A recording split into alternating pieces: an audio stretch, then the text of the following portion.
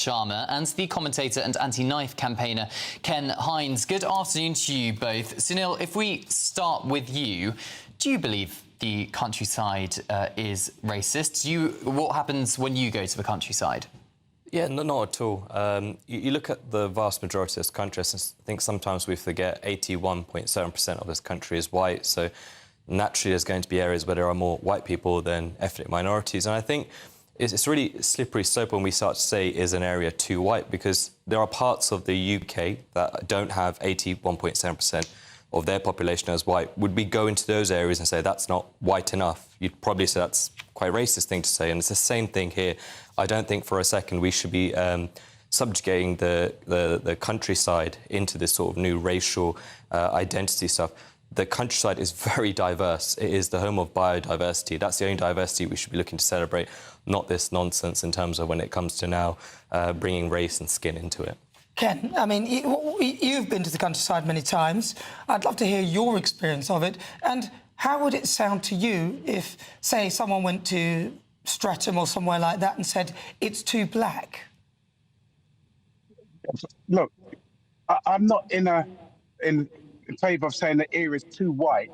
I'm more in favour of saying the attitude of the people in the spaces that I find.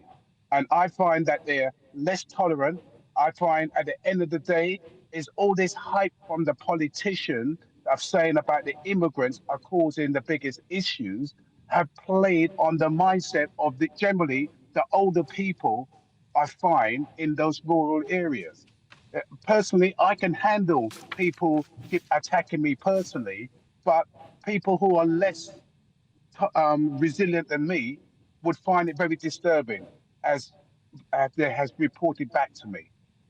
Sunil, what do you think of this whole idea of the traditional pub culture and dominant social attitudes are seen as exclusionary? I think one of the best things of the UK culture is the pub culture. You go around the world, people talk about how amazing the UK pub culture is. Other countries try to recreate it and they can't. And I argue the pub culture is so inclusive. You go there, you meet different profiles of people, different races, different viewpoints, different conversations. So I would argue that the pub culture is actually one of the most inclusive things about the United Kingdom. But at the same time, I think we're constantly having this debate about inclusivity. But what about British values and what about British traditions? If we keep focusing on trying to accept everyone else and trying to make this a much more inclusive environment, I think we really run the risk of losing the traditional British values, the things that keep this country together. And I think you could argue that's what's happening across the country. To now bring the countryside involved, which is such a small population of people who live there anyway, to me makes absolutely no sense. And you look at the group that's done this, the Centre for Hate Studies, they exist because of hatred. They either find or create hatred. These are the kind of groups that we need to ignore, and they should not be given any time of day. They exist for hatred. If there's no hatred, they don't exist. So in my eyes, that's a pretty disturbing group to take advice from. Well, I mean, look, this particular one, researchers were from the University of Leicester.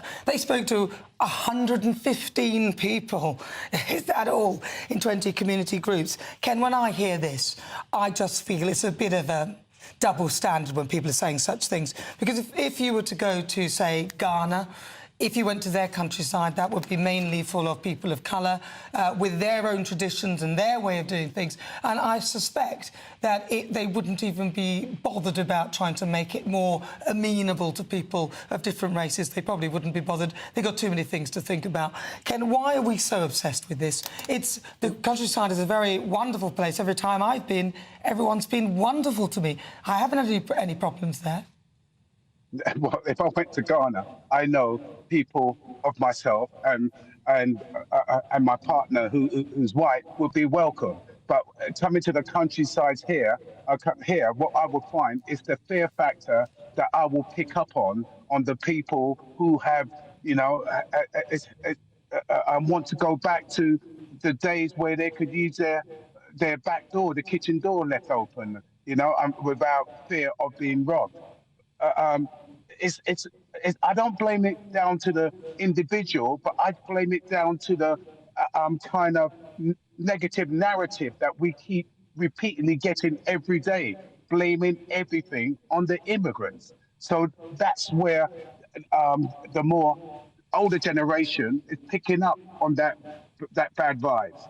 and that's- projecting it onto others. Yeah, but the older generation, I mean, you know, they lived in a time, many of them, where it may have been a little bit more racist, maybe. But to be honest with you, Ken, I find a lot of my viewers are in 60s, 70s, 80s. That's my, you know, and they're wonderful to me. They love me, I love them. There's not really... do you not think that sometimes this sort of narrative, saying that there's too white or this place is too racist, or is actually perpetuating it, really? Yes, it's adding to the mix of mischief, of anger, of disunity.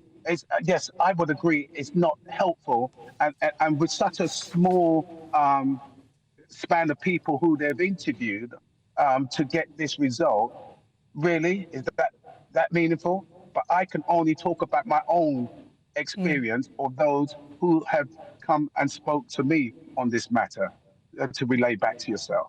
All right. Well, listen, I think we all end on a point of agreement that this is pretty unhelpful, this sort of talk. Thank you very much, Ken Hines and Sunil Sharma. Thank you. Well, this is Good Afternoon Britain on GB News. Lots more coming up on today's show.